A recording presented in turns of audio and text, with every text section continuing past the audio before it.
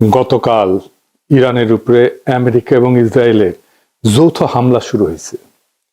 ইরানের রাষ্ট্রীয় টেলিভিশন দেশটার সর্বোচ্চ নেতা আয়াতুল্লাহ আলী খামেনির মৃত্যুর খবর নিশ্চিত করছেন। ইন্না লিল্লাহি ওয়া ইন্না ইলাইহি রাজিউন। সৃষ্টিকর্তা এই শহীদ মৃত্যু কবুল করুন। এখন এই যুদ্ধের ভবিষ্যৎ কি? কেউ কেউ কইতেছেন ইরানের তো আসলে পাল্টা আঘাত করার মতো তেমন কিছু নাই, কিছু ক্ষেপণাস্ত্র ছাড়া। ক্ষেপণাস্ত্র ব্যয়বহুল, এইটার একটা স্টক আছে, সেটা শেষ হয়ে যেতে পারে দ্রুত। বিমান দিয়ে বোমা মারা অনেক বেশি কস্ট এফেক্টিভ, তাই এই যুদ্ধে ইরান টিকবে না। তার উপরে আমেরিকা আর ইসরায়েল একসাথে আক্রমণ করছে, আর ইরান ওইদিকে কাতার, বাহরাইন, জর্ডান, আরব আমিরাত, সৌদি আরব আর ইসরায়েলেও একসাথে পাল্টা আক্রমণ করছে। ইরান একা অসংখ্য শত্রুদের সাথে একসাথে লড়তেছে। একা এতগুলো রাষ্ট্রের সাথে একই দিনে যুদ্ধ বাধায় দেওয়ার ইতিহাস দুনিয়াতে আরেকটা আছে কিনা মিলিটারি বিশেষজ্ঞরা বলতে পারবেন। আমি খুঁজে দেখছি, পাই নাই। এটি একটা অভাবনীয় যুদ্ধ, এমন যুদ্ধ আগে কখনো হয় নাই। ইরান একটা মরণ কামড় দিছে এমন ভাবে যে আমি তো মরবই, তোমাদের সাথে নিয়ে মরবো, এই স্টাইলে। এই যুদ্ধে ইরানকে পরাজিত হবে, অন্য পরাশক্তিগুলো কি অবস্থান নেবে?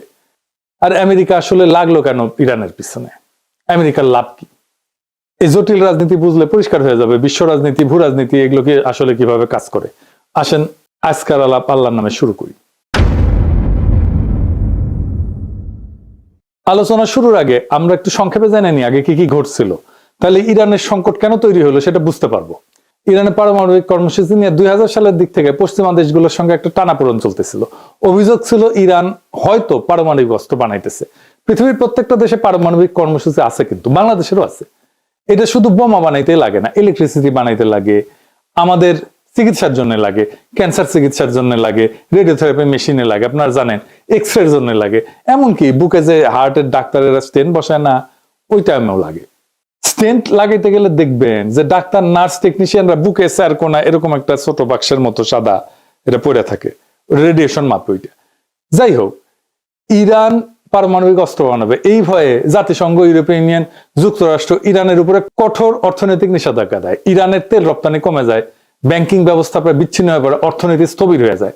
এই অচল অবস্থা কাটাইতে 2015 সালে ইরান এবং 6 বিশ্বশক্তির মধ্যে একটা চুক্তি হয়। এটা চুক্তিটার নাম ছিল JCPOA, মানে হইতেছে joint comprehensive plan of action. কি ছিল সেই চুক্তিতে? চুক্তির মূল কথা ছিল ইরান তার পারমাণবিক কর্মসূচি সীমিত করবে, আর বিনিময়ে নিষেধাজ্ঞাটা উঠবে। পারমাণবিক কর্মসূচি সীমিত রাখা মানে প্রকৃতিতে যে ইউরেনিয়াম পাওয়া যায়, মানে যেটা থেকে পারমাণবিক শক্তি আসে আর কি, ওইটা দিয়ে কিছু হয় না, ওইটাতে ঘন করা লাগে, ঘন ঘন। মানে ধরেন চিনি ছাড়া চা হইতেছে প্রাকৃতিক ইউরেনিয়াম, পাইনসা চা হইতেছে অল্প সমৃদ্ধ ইউরেনিয়াম, মানে একটু ঘন হয়েছে। হালকা মিষ্টি চা হইতেছে মাঝারি সমৃদ্ধ ইউরেনিয়াম, আর কড়া মিষ্টির চা হইতেছে বোমা তৈরির গ্রেডের অতি সমৃদ্ধ ইউরেনিয়াম। এটা কেমনে ঘন করে এই ইউরেনিয়াম? মানে মাখন তোলা দেখেছেন না, যে ঘুটে দিয়ে ঘুরায়, ঠিক ইনকে ঘুরে ঘন করে। ইরান রাজি হয় যে এই ইউরেনিয়াম সমৃদ্ধকরণটা মাঝারি পর্যায়ে রাখবে, মানে যেটা দিয়ে আরামসে বিদ্যুৎ বানানো যাবে, চিকিৎসার কাজ করা যাবে। এবং আন্তর্জাতিক পারমাণবিক সংস্থা যেটা জাতিসংঘের IAEA, ওটাকে কঠোর নজরদারির সুযোগ দিবে। নজরদারি চলতেছিল। এর ফলে চুক্তি স্বাক্ষর করার পর একটা বড় অংশের আন্তর্জাতিক নিষেধাজ্ঞা উঠায় নেওয়া হয়। ইরানের তেল রপ্তানি বাড়ে, বিদেশি বিনিয়োগও আসে। কিন্তু 2018 সালে ট্রাম্প এই চুক্তি একতরফাভাবে বাতিল করে দেয়। যুক্তি ছিল চুক্তিটা যথেষ্ট কঠোর না, মানে ট্রাম্পের পছন্দ মতো, মন মতো হয় নাই। আবার নিষেধাজ্ঞা আরোপ করা হয়। ইরান দেখে, আচ্ছা আমিও তো তাইলে ইউরেনিয়াম ঘন করব, আমার তো লাভ নাই, চুক্তিতে তো আমি নাই। তারা পারমাণবিক বোমা বানানোর মতো ঘন করে ফেলে ইউরেনিয়াম। কাছাকাছি ইরানের যুক্তি, আমেরিকা আগে চুক্তি ভাঙছে, আবার নিষেধাজ্ঞা দিছে, তাই বাধ্য হয়ে প্রতিক্রিয়া দেখাইতেছি। চুক্তি ভাঙার দায় যুক্তরাষ্ট্রের। এখন যুক্তরাষ্ট্র কি চায়? এক নাম্বার, ইরান যেন ইউরেনিয়াম আর সমৃদ্ধ নামার করে, মানে ঘন না করে। এটাই শেষ না, তার মজুদ যেটা আছে সেটা যেন কমায়। এটাই শেষ না, আবার কঠোর নজরদারিতে যেন রাজি হয়। এখানেই শেষ না, সে যেন তার ব্যালিস্টিক মিসাইলের কর্মসূচি ত্যাগ করে, এটা যেন না বানায়। আর কে? এটাই শেষ না, হিজবুল্লাহ আর ইয়েমেনের হুতিদের যেন সাহায্য না করে। আবার ইসরায়েল দাবি করে ইরানের পারমাণবিক অবকাঠামো পুরো চূর্ণ বিচূর্ণ করে দিতে হবে, এটা শেষ করে ফেলতে হবে, মাটির সাথে মিশাই দিতে হবে। একটা দেশে বাইরের 2টা রাষ্ট্রের ইচ্ছা মতো চলতে হবে। আমেরিকা ইসরায়েল যা চাইবে তাই চলতে হবে, এটা কোনো মর্যাদা সম্পন্ন দেশ করবে না। এবার আসেন দেখি আসল প্রশ্ন, আমেরিকা ইসরায়েল কি ইরানকে হারাইতে পারবে? প্রথমে বলেনি আমেরিকার ইসরায়েলের সম্মিলিত সামরিক ক্ষমতার ধারে কাছেও ইরান নাই, তাইলে কি ইরান হারা যাবে? না, এই প্রশ্নের উত্তর অত সহজে দেওয়া যাবে না। আসেন আমরা আলাপটা শেষ করলে বুঝবেন আসলে ইরান হেরে যাবে কিনা। যুদ্ধ তো শুধু অস্ত্রের কস্ট বেনিফিট অ্যানালাইসিস না, যুদ্ধ রাষ্ট্রের কাঠামো, ইতিহাস, ভূগোল, মনস্তত্ত্ব সব মিলে একটা পূর্ণাঙ্গ সমীকরণ। আর সেই সমীকরণে ইরানকে সহজে হারানো খুবই কঠিন, প্রায় অসম্ভব। কেন? আমাদের একটু ইতিহাসে ফিরে যেতে হবে। ইরানকে বুঝতে হইলে 1953 সাল থেকে শুরু করতে হবে, যখন ইরানের তেলের মালিকানা ইরানের ছিল না, ব্রিটিশ কোম্পানি ছিল, বিপি নাম দেখেন নাই যে, এর ছিল মালিকানা, ব্রিটিশ পেট্রোলিয়াম।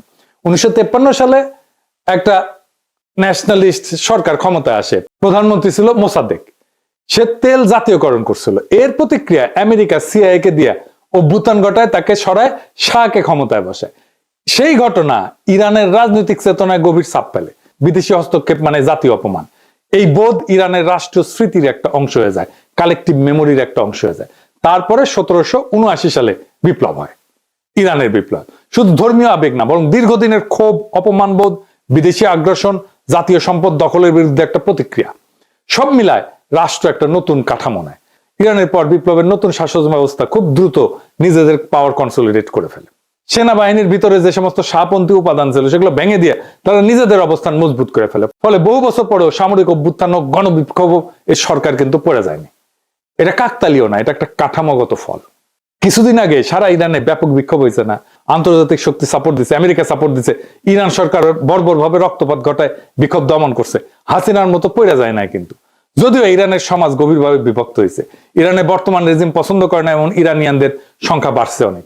1980 সালে ইরাক আক্রমণ করে ইরানকে। প্রথম থেকে ইরান দুর্বল ছিল, এলাকা দখল হয়ে যায়, কিন্তু 1982 সালের মধ্যে ইরান অধিকাংশ দখলকৃত এলাকা পুনরুদ্ধার করে ফেলে। সাদ্দাম হোসেন ভাবছিলেন যে আক্রমণে ইরানের ভিতরে একটা অভ্যুত্থান হবে, বিপ্লবী সরকার পড়ে যাবে। বাস্তব হয়েছে উল্টা, যুদ্ধ রাষ্ট্রকে আরো সংহত করছে। জনগণ, সামরিক বাহিনী সবাই সরকারের পিছনে দাঁড়াইছে। এই যুদ্ধ দীর্ঘায়িত হয়েছিল, বিপুল প্রাণহানি হয়েছিল। খোমেনি আপোষহীন ছিলেন, তিনি আমেরিকা সোভিয়েত দুই শক্তিকে গ্রেট শয়তান বলছিলেন। এর ফলে ইরাক ইরান যুদ্ধের সময় আমেরিকা, সোভিয়েত ইউনিয়ন, আরব রাষ্ট্র অনেকেই ইরাককে সাহায্য দেয়, সেজন্য যুদ্ধটা দীর্ঘ হয়। তবুও ইরান রাষ্ট্র হিসেবে ভেঙে পড়েনি, বরং দীর্ঘ যুদ্ধ তাকে আরো যুদ্ধ সহনশীল রাষ্ট্রে পরিণত করছে। এই আক্রমণ ইরানকে আরো সংহত করবে কিনা সেটা আগামী কয়েকদিনের দুনিয়া দেখবে। খামেনির মৃত্যুর পরে কি ঘটবে এখন অনুমান করা শক্ত, কিন্তু সম্ভাব্য সিনারিও কি হইতে পারে সেটা আমরা একটু আলাপ করতে পারি। যদি শুধু আকাশ থেকে বোমা মারা হয় তাতে সামরিক স্থাপনা ক্ষতিগ্রস্ত হইতে পারে, কিন্তু রেজিম চেঞ্জ হয় না, সরকার পতন নিশ্চিত হয় না। ইতিহাসে দেখা গেছে নো ফ্লাই জোন বলেন, দীর্ঘ বোমা বর্ষণ বলেন, এসব চলতে পারে বছরের পর বছর, কিন্তু স্থল আক্রমণ ছাড়া, গ্রাউন্ড ইনভেশন ছাড়া রেজিম চেঞ্জ করা কঠিন। ইরানে গ্রাউন্ড ইনভেশন কেন কঠিন? প্রথমত ভূগোল। স্থল পথে ইরানে ঢুকতে গেলে পশ্চিম ইরানের দীর্ঘ জাগ্রস পর্বতমালা অতিক্রম করতে হবে। পাহাড়ি ভূখণ্ডে বড় আকারের সেনা, ট্যাঙ্ক, সরবরাহ লাইন এগুলো এগায় নেওয়া খুব কঠিন। সরু গিরি পথ থাকে, উঁচু নিচু পথ থাকে, এখানে যারা প্রতিরক্ষা করে, ডিফেন্স করে, তাদের বেশি সুবিধা। ইরান মূলত একটা বিশাল উচ্চভূমি, চারপাশে পর্বতমালা, মাঝখানে মরুভূমি, আর জনবসতি অনেক জায়গায় পাহাড়ের ভেতরে আড়ালে। এই ভূগোল আক্রমণকারীদের জন্য তিন ভাবে বিপজ্জনক। একটা হচ্ছে মেকানাইজড বাহিনী, এগুলো ট্যাঙ্ক ইত্যাদি, গাড়ি, বহর টহর এই সমস্ত নিয়ে যখন আগাইতে যায় তখন গতি কমে যায়। সংকীর্ণ উপত্যকার মধ্যে দিয়ে যেতে হয়, চোখ পয়েন্ট আছে মানে যেখানে আটকায় যেতে পারে। এইসব জায়গায় কনভয় আটকায় গেলে ক্ষয়ক্ষতি দ্রুত পারে, উপর থেকে আক্রমণ করবে। যারা ডিফেন্স করে তাদের এখানে সুবিধা, উচ্চভূমি থেকে নজরদারি করতে পারে, অ্যাম্বুশ করতে পারে, প্রতিরক্ষা লাইন তৈরি করা তুলনামূলকভাবে সহজ। ইরান সবসময় এই অ্যাডভান্টেজে থাকবে। রাজধানী বা নগরগুলো এগুলো ইনসুলেটেড, মানে বড় শহরগুলো অনেকটাই পাহাড়ি বলয়ে সুরক্ষিত, চারিপাশে পাহাড়। দ্রুত ধাক্কায়, কুইক থ্রাস্ট যেটাকে বলে মিলিটারি ভাষায়, এটা ফল আনা কঠিন। ইরান সমতল ইরাকের মতো না, এখানে ভূগোল নিজেই এক ধরনের প্রতিরক্ষা বাহিনী হয়ে থাকে। এরপর আছে লজিস্টিক্স বা সরবরাহ। ইনভেশন মানে শুধু সৈন্য যাওয়া না, এটা সাপ্লাইয়ের যুদ্ধও বটে। স্থল আক্রমণে জেতা মানে সাপ্লাই চেইনের উপরে বেঁচে থাকা, সাপ্লাই লাইনের উপরে বেঁচে থাকা। প্রত্যেক দিন বিপুল জ্বালানি, গোলা বারুদ, খাবার, যন্ত্রাংশ এই সমস্ত দীর্ঘ রুটে এনে পৌঁছাইতে হবে। পাহাড়, মরুভূমি এই সমস্ত পরিবেশে কনভয় ট্রান্সপোর্ট ইন্টেন্সিভ এবং সিকিউরিটি ইন্টেন্সিভ হয়। একবার সাপ্লাই লাইন যদি ভেঙে যায় তাহলে ফ্রন্ট লাইনের শক্তি থাকলেও এটা কার্যত থেমে যায়, কাজ করতে পারে না, আক্রমণ করতে পারে না। এটাই বড় পার্থক্য। গ্রাউন্ড ক্যাম্পেইনে আপনার যুদ্ধ ক্ষমতা নির্ভর করে সাপ্লাই পৌঁছায় কিনা এটার উপরে। এরপর আছে এন্ট্রি প্রবলেম, কোন দিক থেকে ঢুকবে। এটা এই রাজনীতিতে অনেক সময় সামরিক সমস্যার চেয়ে বড় হয়ে যায়। ইরানে বড় স্কেলে স্থল আক্রমণ করতে গেলে প্রতিবেশী দেশগুলো ঘাঁটি করিডোর দরকার পড়বে, কিন্তু আঞ্চলিক রাষ্ট্রগুলো রাজনৈতিক ঝুঁকি নিতে চায় না। নিজেদের ভিতরে অস্থিরতা, ইরানের পাল্টা আঘাত, এই সমস্ত কারণে এই অ্যাক্সেসটা দিতে চায় না এবং দেয়ও নি কেউ। এই জন্য অপারেশনাল প্ল্যানিং খুব জটিল হয়ে যায়। ইরান যেটা সিকিউরিটি স্ট্র্যাটেজি নিয়ে চলে, এটার একটা প্রতিরক্ষার ধারণা আছে। এটাকে বলে A to AD plus asymmetric. এটা দিয়ে সময় কেনে এবং খরচ বাঁচে। A to AD এটা আবার কি আসলে এটা বুঝে দেখি। এনা সামরিক টার্ম ইউজ করলাম আর কি, কুল লাগে এনা এগুলো শুনলে, বুঝে কই। A to AD মানে হচ্ছে অ্যান্টি অ্যাক্সেস, দুইটা A, সেজন্য A to AD মানে হচ্ছে এরিয়া ডিনাল। সহজ ভাষায় শত্রুকে ঢুকতে দিও না, ঢুকলেও আরামে চলতে দিও না। ধরেন কেউ আপনার বাড়িতে ঢুকতে চায়, আপনি কি করবেন? গেটের সামনে কাটা বসাবেন, রাস্তা ব্লক করবেন, চারপাশে নজরদারি বসাবেন, ঢুকলে আঘাত করবেন। ইরানও সমুদ্র এবং আকাশপথে ঠিক এইটাই করে। উপসাগরে ছোট ছোট দ্রুতগামী নৌকা থাকে, সমুদ্রের মাইন পথ থাকে, দূরপাল্লা ক্ষেপণাস্ত্র থাকে, ড্রোন থাকে, এয়ার ডিফেন্স থাকে। উদ্দেশ্য হচ্ছে আমেরিকা বা অন্য কেউ যেন সহজে বাহিনী ঢুকাইতে না পারে। আর অ্যাসিমেট্রিক, এটার মানে কি? অ্যাসিমেট্রিক মানে হচ্ছে শত্রু বড় এবং শক্তিশালী হইলে সরাসরি তার মতো লড়বে না, অন্যভাবে লড়বে। ইরান জানে যুক্তরাষ্ট্র প্রযুক্তি, বিমান, জাহাজে অনেক আগায়, তাই ইরান সরাসরি ট্যাঙ্ক বনাম ট্যাঙ্ক যুদ্ধ করতে যাবে না, বরং ছোট ছোট ছোট ছোট আঘাত, ড্রোন হামলা, প্রক্সি বাহিনী ব্যবহার করে মিসাইল ছড়ে দূর থেকে চাপ সৃষ্টি করবে, সাইবার হামলা করবে। এইভাবে বড় শক্তিকে ধীরে ধীরে ক্লান্ত করে ফেলবে। আর সময় কেনা মানে কি? ইরান জানে যে সে হয়তো দ্রুত যুদ্ধে জিতবে না, কিন্তু সে যুদ্ধ লম্বা করতে পারে। যুদ্ধ যত লম্বা হবে আমেরিকার খরচ বাড়বে, রাজনৈতিক চাপ বাড়বে, আন্তর্জাতিক সমর্থন কমতে পারে, জ্বালানির বাজার অস্থির হয়ে যাবে। অর্থাৎ ইরানের কৌশল হইতেছে দ্রুত হারবো না, যুদ্ধকে এমন ব্যয়বহুল বানাবো যাতে শত্রুই ক্লান্ত হইয়া যায়। আর খরচ বাড়ানো মানে শুধু টাকা পয়সা খরচ না, খরচ বলতে অর্থনৈতিক খরচ তো আছেই, তার সাথে সামরিক ক্ষয়ক্ষতি, রাজনৈতিক ক্ষতি, আন্তর্জাতিক চাপ। ইরান চেষ্টা করে যেন প্রতিপক্ষ ভাবে এই যুদ্ধে ঢুকলে লাভের চেয়ে ক্ষতি বেশি। এটাকে বলা হয় ডিটারেন্স। মানে এর জন্য শত্রুপক্ষ দূরে থাকবে, আক্রমণ করার আগে 10 বার ভাববে। এরপর আছে টেক দ্য সিটি সমস্যা, মানে শহর দখল করে ফেলে হারায় দেওয়া। এটা কিরকম, এটা একটু বুঝে দেখে, এটা মজার বিষয় আছে। ইরানের জনসংখ্যা বড় এবং অনেক, 31টা প্রদেশ আর 1500 শহর। বড় শহরে 30টা, তারও বেশি। বড় শহরে ঢুকলে যুদ্ধ বদলায় যায়, কিন্তু ট্যাঙ্ক, আর্টিলারি অ্যাডভান্টেজ কমে যায়, স্নাইপার গুরুত্বপূর্ণ হয়ে যায়, তারপরে মাইন টাইন, ছোট ইউনিটের প্রতিরোধ, এই সমস্ত বাড়ে। বেসামরিক ক্ষয়ক্ষতি, দ্রুত রাজনৈতিক সংকট তৈরি করে ফেলে। এরকম শহর দখলের পর্যায়ে গেলে এটা রাজনৈতিক সমস্যা শুরু হয়ে যায়। রাশিয়ায় এক স্ট্যালিনগ্রাদ শহরকে কব্জা করতে পারে না হিটলার, লেজ গুটায় পালাইতে হয়েছিল। ইউক্রেনের শহর হইতেছে 450 মতো, রাশিয়া মাত্র 6-7টা দখল করতে পারছে এই 4 বছরের যুদ্ধে। এই জন্য আমেরিকা বড় আকারের যুদ্ধ দীর্ঘদিন চালাতে পারবে না। কেন? এটা আমার কথা না, ওয়াশিংটন পোস্টে আমেরিকান জেনারেলরা বলছে যুক্তরাষ্ট্রের কাছে এখন পর্যাপ্ত গোলা বারুদ, রকেট, ইন্টারসেপ্টর এগুলো নাই, যা বড় আকারে দীর্ঘ সময় যুদ্ধ চালাইতে পারে। এবং অনেক মধ্যপ্রাচ্যের দেশও তাদের ঘাঁটিগুলো যুদ্ধের কাজে দিতে রাজি না। এটা বড় ধরনের সামরিক অভিযানের জন্য একটা বড় বাধা, ওয়াশিংটন পোস্টের জেনারেলরা বলছে, আমেরিকান জেনারেলরা। আর 2 নম্বরে দিচ্ছে রাজধানী পতন মানে রাষ্ট্রের পতন না। তেহরান দখল হইলেও সরকার পূর্বাঞ্চলে সরে যায়, যুদ্ধ চালাইতে পারে। ইতিহাসে বহুবার দেখা গেছে রাজধানী হারা রাষ্ট্র লড়াই চালায় গেছে।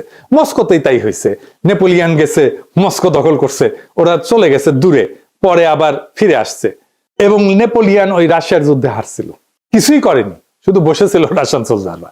যাই হোক, তৃতীয়ত রাজনৈতিক মনস্তত্ত্ব। বাইরে থেকে হামলা হলে সরকার এটাকে বিদেশি আগ্রাসন হিসেবে তুলে ধরতে পারে, জাতীয়তাবাদী ঐক্য তৈরি করতে পারে। যে জনগোষ্ঠী সরকারের সমালোচক তারাও অনেক সময় দেশের প্রশ্নে একসাথে দাঁড়ায় যায়। দেখেন ইরানে বোমা মারতেছে, যুদ্ধ শুরু হইতেছে জন্য ইরানিরা খুশি যে তারা জবাব দিতে পারে। চতুর্থত আমেরিকার নিজস্ব রাজনৈতিক বাস্তবতা। বড় আকারের স্থলযুদ্ধ মানে বিপুল খরচ, দীর্ঘ সময় আভ্যন্তরীণ রাজনৈতিক চাপ। শুধু নৌ এবং বিমান শক্তি দিয়ে সীমিত হামলা চালানো তুলনামূলকভাবে সহজ, কিন্তু স্থল বাহিনী মোতায়েন করা একটা ভিন্ন মাত্রার সিদ্ধান্ত। আরেকটা দিকে হচ্ছে এয়ার স্ট্রাইকও কিন্তু সস্তা না। আধুনিক জেট বিমানে প্রত্যেক ঘন্টার ফ্লাইং খরচ, নির্ভুল অস্ত্রের মূল্য, সব মিলায় দীর্ঘমেয়াদী বোমাবর্ষণও কিন্তু খুব ব্যয়বহুল। যদি দ্রুত রাজনৈতিক ফল না আসে, তাতে আক্রমণকারী পক্ষের আগ্রহ কমে যেতে পারে। ইয়ামেনে হুতিদের উপরে দীর্ঘ বোমাবর্ষণ করছে আমেরিকায়, তা হুতিরা আত্মসমর্পণ করছে? করে নাই। সব মিলায় সমীকরণটা এরকম যে ইরানের সামরিক সক্ষমতা হয়তো সীমাহীন না, ক্ষেপণাস্ত্রের মজুদ সীমিত, কিন্তু যুদ্ধে জেতা মানে শুধু প্রতিপক্ষের অস্ত্র শেষ হওয়া না, রাষ্ট্র ভাঙতে হইলে ভেতরের কাঠামো ভাঙতে হয়। আর ইরান বিপ্লব পরবর্তী 4 দশকে নিজেদের এমন ভাবে গড়ে তুলছে যে বাইরের আঘাত তাকে দুর্বল না করে এরকম সময় তাকে আরো সংহত করতে পারে। সুতরাং বর্তমান যৌথ হামলা ইরানকে ক্ষতিগ্রস্ত করতে পারে, কিন্তু শুধু আকাশ যুদ্ধ দিয়ে ইরানের সরকারকে সরানো, রাষ্ট্র কাঠামো ভেঙে ফেলা তা সহজ বা নিশ্চিত না। এরপরে ইরানের হাতে আছে 2টা স্ট্র্যাটেজিক অ্যাসেট। কি সেটা? এইটা পারমাণবিক বোমার চাইতে শক্তিশালী। একটা হইতেছে হরমুজ প্রণালী, 20 মিলিয়ন ব্যারেল তেল যায় প্রত্যেক দিন এটা দিয়া। 8টা দেশের তেল যায় সারা দুনিয়ায়, ইরান, ইরাক, ওমান, আমিরাত, সৌদি আরব, বাহরাইন, কাতার, সারা দুনিয়ার 20 থেকে 25% তেল এই ছোট্ট সাগর পথ দিয়ে যায়। এইটা ইরানের নিয়ন্ত্রণে। সৌদি, কুয়েত আর কাতারের 90% তেল এই রাস্তায় যায়। আর একটা হইতেছে ইয়ামেনের পাশে আর একটা গুরুত্বপূর্ণ প্রণালী আছে, তার নাম হচ্ছে বাব এল মানদেব। এইটা লোহিত সাগর আর গালফ অফ এডেন এই দুইটাকে যুক্ত করে। এর মাধ্যমে জাহাজগুলো সুয়েজ খাল হয়ে ইউরোপ, এশিয়া এই রুটে চলাচল করে। এদিক দিয়ে তেল যায়। এখান দিয়েও প্রত্যেক দিন ধরেন 7 থেকে 10 মিলিয়ন ব্যারেল তেল, পেট্রোলিয়াম পণ্য এদিকে যায়। এইটা প্রায় 10%-এর মতো তেল পরিবহন করে বৈশ্বিক তেলের। এটাও ইরান হুথিদের দিয়ে আংশিক বা পুরোপুরি বন্ধ করে দিতে পারে। এতে কোন কোন দেশ ক্ষতিগ্রস্ত হবে? আমরা তো হবই। আমরা দুধবাদ, ইন্ডিয়া হবে, ইউরোপ হবে, চায়না হবে, ব্যাপকভাবে ক্ষতিগ্রস্ত হবে। সেটা বড় ব্যাপার না, কিন্তু এই কারণেই বলা যায় ইরানকে আঘাত করা সম্ভব, কিন্তু সেটা ইতিহাস, ভূগোল এবং রাষ্ট্র কাঠামো বিচারে তাই অসম্ভব। এখন প্রশ্ন হইতেছে ট্রাম্পের কি লাভ ইরানকে আক্রমণ কইরা? অন্য লাভের মধ্যে আছে আমেরিকাকে ট্রাম্প তো গ্রেট বানাবে, মেক আমেরিকা গ্রেট এগেন। ও গুয়াতনাই সাম রাধাকৃষ্ণের নাম। তো এখন যারা ওর কম্পিটিটর, মানে ধরেন ইউরোপ, তারপরে চায়না, তাদের চাপে ফেলতে পারে। ইউরোপ আর চায়নাকে সে যুদ্ধ বাধায় এই দুই শক্তিকে চাপে ফেললো, তেল পাইলো না, এক্সট্রা লাভ।